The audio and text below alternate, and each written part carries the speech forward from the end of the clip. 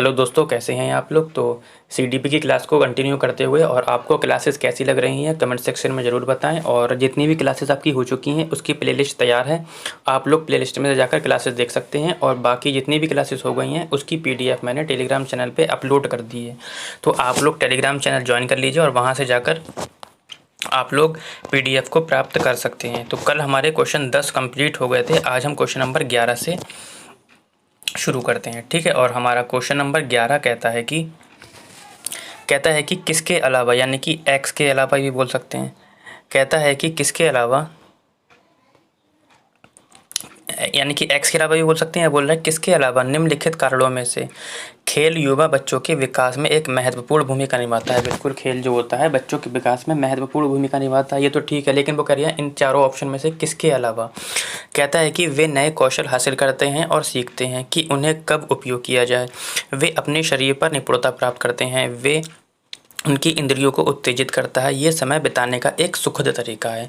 ठीक है, तो किसके अलावा, देखो वे नए कौशल हासिल करते हैं, ये ऑप्शन ठीक है। खेल के माध्यम से नए नए कौशल हासिल होते हैं, उससे सीखते हैं, उन्हें कब उपयोग किया जाए, है ना। जैसे कोई बच्चे जैसे कि क्रिकेट खेल रहे हैं तो वहाँ पर क्या होता है, जो कप्तान होता है और बाकी टीम उप कप्तान होता है, वहाँ पे क्या मिलके क्या करते हैं, नए नए कौशल हासिल करते हैं, एक दूसरे से सीखते हैं। वो कहता है कि नई नई रणनीति बनाते हैं कि कैसे आउट किया जाए, है ना, कि रन को कैसे बचाया जाए। तो यहाँ पे क्या होता है, उनका कौशल का विकास होता है और एक दूसरे से सीखते हैं और कौन सी रणनीति को कहाँ पे उपयोग किया जाए ये वो सीखते हैं। ठीक है, तो ये तो सही है। खेल में कहता है वे अपने शरीर पर निपुणता प्राप्त करते हैं, बिल्कुल, इससे उनका शारीरिक विकास भी होता है, अधिकतम इंद्रियों का विकास होता है, ये भी ठीक है। लेकिन ये ऑप्शन गलत है, क्योंकि ये कहता है कि ये समय बिताने का एक सुखद तरीका है। तो बच्चों के जो खेल होते हैं वो समय बिताने के लिए नहीं होते हैं, यानी कि कुछ ना कुछ सीखने के लिए होते हैं, यानी कि ऑप्शन नंबर 4 आपका गलत हो जाएगा। ठीक है, आगे बढ़ते हैं क्वेश्चन नंबर 12 की ओर। और क्वेश्चन नंबर 12 कहता है कि निम्नलिखित में से कौन सा प्रश्न बच्चों को गंभीर रूप से सोचने के लिए आमंत्रित करता है। तो कह रहा है इसमें से ऐसा कौन सा ऑप्शन है जिससे बच्चा ज़्यादा से ज़्यादा सोच सकता है। कह रहा है कि विभिन्न तरीकों से हम इसे कैसे हल कर सकते हैं, हो सकता है, क्या आप इसका उत्तर जानते हैं, सही जवाब क्या है, क्या आप इसी तरह की स्थिति के बारे में सोच सकते हैं। तो देखो ऑप्शन नंबर 4 से शुरू करते हैं। ठीक है, कहता है कि क्या आप इसी तरह की स्थिति के बारे में सोच सकते हैं। तो बच्चा क्या कहेगा, या तो यस कहेगा या तो यू नो कहेगा। तो इससे केवल एक ही, यानी कि बंद अंद वाला प्रश्न का भाव हो रहा है। सही जवाब क्या है, तो वो केवल सही जवाब ही देगा। इससे भी बंद अंद वाला आ रहा है, क्या आप इसका उत्तर जानते हैं, हाँ या नहीं में जवाब देगा वो। लेकिन अगर आप इस वाले ऑप्शन को देखें, यहाँ पर कहता है कि वो विभिन्न तरीकों से हम इसे कैसे हल कर सकते हैं, यानी कि वो एक से अधिक सॉल्यूशन की बात कर रहा है, यानी कि खुले अंत वाले प्रश्न की बात कर रहा है। तो इससे क्या होगा, बच्चा सोचने के लिए आमंत्रित होगा और अनेक अलग अलग तरीके से सोचना शुरू कर देगा। ठीक है, यानी कि इसे हम अपसारी चिंतन भी बोल सकते हैं, खुला अंत वाला प्रश्न भी बोल सकते हैं। आगे बढ़ते हैं क्वेश्चन नंबर हम 13 की ओर। और क्वेश्चन नंबर हमारा 13 कहता है कि निम्नलिखित में से कौन सा विकल्प प्रगतिशील शिक्षा के सबसे अच्छा वर्णन करता है। ठीक है, तो मैंने बताया था कि प्रगतिशील शिक्षा आपको किसने दी थी, जॉन डीवी ने दी थी। ठीक है, और इसमें बच्चा क्या करता है, खुद से स्वयं से करके सीखता है। ठीक है, तो कह रहा है कि परियोजना विधि, क्षमता समूह बनाना, रैंकिंग, करके सीखना, परियोजना विधि, सहयोग से सीखना, थीमेटिक इकाइयाँ, नियमित इकाई, परीक्षण और रैंकिंग आ जाएगा, व्यक्तिगत अधिगम, क्षमता समूह बनाना, छात्रों की लेबलिंग करना। ठीक है, तो प्रगतिशील शिक्षा अगर आपको नहीं भी पता है तब भी आप लोग ऑप्शन काट कर आंसर तक पहुंच सकते हैं, क्योंकि आंसर खुद आवाज़ देता है कि देखो मैं यहाँ पर हूँ, मुझे ले जाओ आके। ठीक है, कहता है कि परियोजना विधि ठीक है, लेकिन क्षमता के अनुसार समूह बनाना, मैंने बताया था कि बच्चों को उनके क्षमता के अनुसार से उनको ग्रुप में नहीं बांटना है। करके सीखना ठीक है, परियोजना विधि, सहयोग से सीखना, ये भी ठीक है, बिल्कुल ऑप्शन हो सकता है। थीमेटिक इकाइयाँ, नियमित इकाई और परीक्षण रैंकिंग करना, नियमित इकाई बना देना, है ना, छात्रों का समूह बनाना, छात्रों को लेबलिंग करना। ठीक, मुझे नहीं भी पता था फिर भी आंसर तक पहुंच गया। तो आप लोग भी ऐसे पहुंच सकते हैं जब तक आपको ऑप्शन काटने नहीं आएंगे, भले ही आपको प्रगतिशील शिक्षा के बारे में कुछ भी ना पता हो, फिर भी आप क्या कर सकते हैं, आंसर तक पहुंच सकते हैं। ठीक है, तो आगे बढ़ते हैं क्वेश्चन नंबर 14 की ओर। और क्वेश्चन नंबर हमारा 14 कहता है कि प्रगतिशील शिक्षा के बारे में निम्नलिखित में से कौन सा कथन बताता है कि शिक्षा स्वयं ही जीवन है। ठीक है, कहता है कि जीवन सच्चा शिक्षक है। स्कूल शिक्षा को यथासंभव लंबे समय तक जारी रखना चाहिए। स्कूलों की आवश्यकता नहीं है, ये कह रहा है। और स्कूलों में शिक्षा सामाजिक और प्राकृतिक दुनिया को प्रतिबिंबित करती है। ठीक है, तो हमें ये देखना है कि प्रगतिशील शिक्षा के बारे में कौन सा कथन बताता है कि शिक्षा जो है स्वयं ही एक जीवन है। तो कह रहा है जीवन सच्चा शिक्षक है। तो यहाँ पे इसकी बात थोड़ी ना की गई है। कह रहा है स्कूल शिक्षा को यथासंभव लंबे समय तक जारी रखना चाहिए, मतलब सुबह से शाम तक रखना चाहिए, ये कहना चाह रहा है ना। कह रहा है स्कूलों की आवश्यकता ही नहीं है, ये तो बिल्कुल ही गलत हो जाएगा। यानी कि स्कूल में शिक्षा सामाजिक और प्राकृतिक दुनिया को क्या करती है, प्रतिबिंबित करे। यानी कि ये कहना चाह रहे हैं बाहरी दुनिया को बच्चों के साथ जोड़कर पढ़ाएं, जिससे कि उनके माहौल से जोड़कर पढ़ाएंगे तो बच्चे जल्दी सीख जाएंगे। यानी कि ऑप्शन नंबर 4 हो जाएगा। आगे बढ़ते हैं क्वेश्चन नंबर 15 की ओर। तो क्वेश्चन नंबर 15 कहता है कि कोहलवर के सिद्धांत के योगदान के रूप में निम्नलिखित में से किसे माना जा सकता है। कहता है कि उनका विश्वास है कि बच्चे नैतिक दार्शनिक हैं। उनके सिद्धांत ने संज्ञानात्मक परिपक्वता और नैतिक परिपक्वता के बीच सहयोग का समर्थन किया।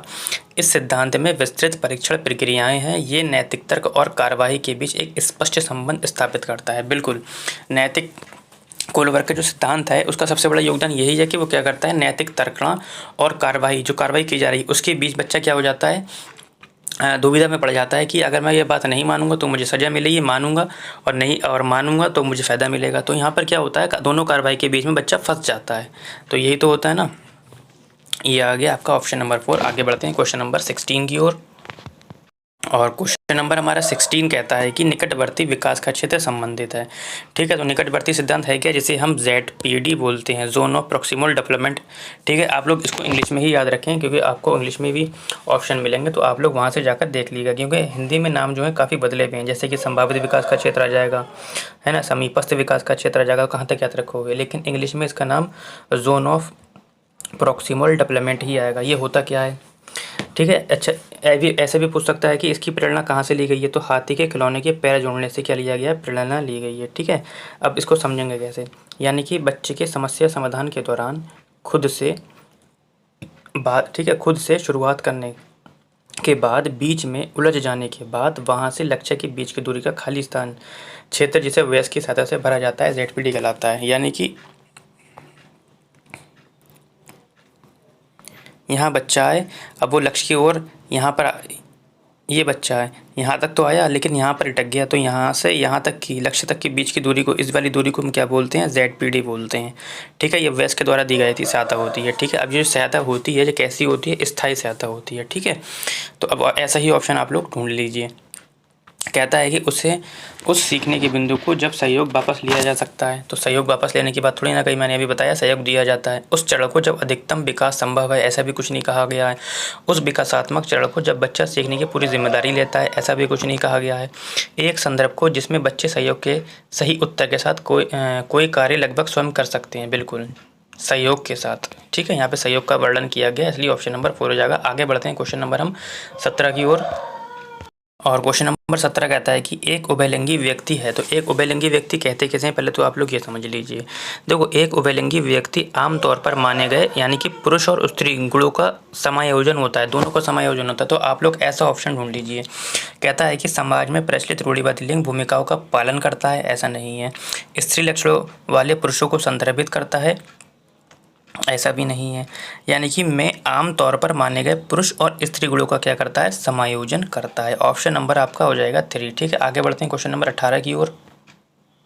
और क्वेश्चन नंबर 18 कहता है कि बच्चे को छोड़कर अन्य सभी के द्वारा लिंग भूमिकाएं ग्रहण करते हैं। तो बच्चे किसको छोड़कर बाकी सबके द्वारा लिंग भूमिकाएं ग्रहण करते हैं। कहता है ट्यूशन, मीडिया, सामाजिकरण या संस्कृति। देखो, संस्कृति, सामाजिकरण और मीडिया के द्वारा ये सब ग्रहण करते हैं, लेकिन ट्यूशन के द्वारा क्या ग्रहण नहीं कर सकते हैं। ठीक है, बच्चे को छोड़कर अन्य सभी के द्वारा लिंग भूमिकाएं ग्रहण करते हैं। ठीक है, बच्चे किसको छोड़कर होगा, यहाँ पे को छोड़कर नहीं होगा। ठीक है, तो आगे बढ़ते हैं क्वेश्चन नंबर 19 की ओर। और क्वेश्चन नंबर 19 कहता है कि मानकीकृत परीक्षणों की आलोचनाओं में से ये है कि वे बच्चे की क्षमता की स्पष्ट तस्वीर नहीं देते हैं, वे मुख्य रूप से मुख्यधारा की संस्कृति का प्रतिनिधित्व करते हैं और इसलिए पीछे पक्षपाती हैं, उनकी भाषा को समझना मुश्किल है और परीक्षण बड़ी आबादी पर लागू नहीं किए जा सकते हैं। ठीक है। तो कह रहा है कि मानकीकृत परीक्षकों की आलोचना बताना है।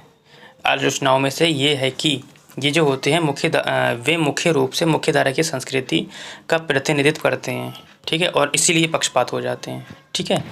तो आलोचना में से एक बताना था, बाकी सब ठीक है आपके। ऑप्शन नंबर हो जाएगा 2। आगे बढ़ते हैं क्वेश्चन नंबर हम 20 की ओर। और क्वेश्चन नंबर 20 कहता है हमारा कि एकाधिक बुद्धिमानी का सिद्धांत कहता है, एकाधिक का मतलब होता है बहुबुद्धि सिद्धांत, और ये किसने दिया था आपका? हार्वर्ड गार्डनर साहब ने दिया था। हार्वर्ड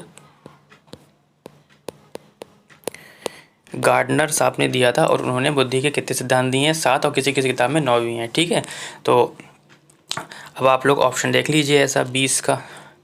कहता है कि प्रभावी अध्यापन के द्वारा बुद्धि बढ़ाई जा सकती है, बुद्धि तेजी से बढ़ाई जा सकती है, बुद्धि कई प्रकार की हो सकती है, पेपर पेंसिल परीक्षा सहायक नहीं है। तो बुद्धि जो है आपकी कई प्रकार की हो सकती है, ठीक है। तो आज के लिए इतना ही, और आपको क्लासेस कैसे लगी कमेंट सेक्शन में बताएं, और आपके जो भी सवाल हैं वो कमेंट सेक्शन में बता सकते हैं।